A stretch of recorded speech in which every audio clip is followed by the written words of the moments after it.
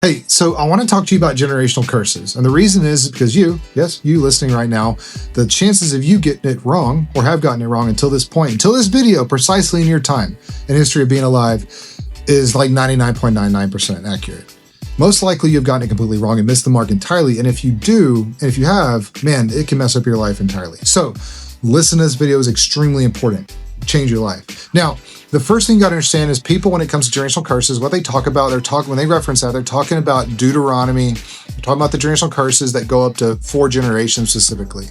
Now, while that was Old Testament, I want to talk about like realistically 3 different groups of people where they fall into this. The first group of people, they think that, okay, that's Old Testament. I don't fall under old law. I'm under the new covenant because of Jesus' sacrifice and dying on the cross, and I'm saved. Everything's good. These are the same group of people that fall underneath like, oh, I'm saved, I have no problems in life, blah, blah, blah, blah, whatever.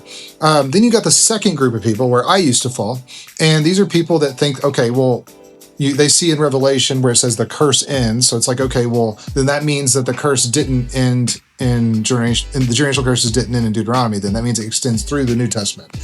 The third, only correct answer is this, and I was wrong on the last one, but the third one is this. Generational curses are very real, but not in the sense of the ones in Deuteronomy. Those aren't a thing anymore. Those were real at one point, but if you look specifically, one key point that someone pointed out to me, and that's the fact that those curses specifically were done by God. God, those are ones that are done by God specifically. Now, other curses done by all the demonic powers and everything demonic, right? Those are done differently than those specific curses that God did, right? So the thing you got to understand is the truth about this is generational curses actually go back way farther than only 4 generations. They can, not always, but they can a lot of the times. In fact, most of the time they do. And so for example, with me, I had a curse, one specifically, like go back 15 generations, one of my wife, and then also one for me, it went back like 100 generations, which is crazy, right? So these are curses that we went through deliverance and got these things out of us. But like the reason why I say this is you got to understand, like, because you have like actually these kingdoms, demonic kingdoms that are in people.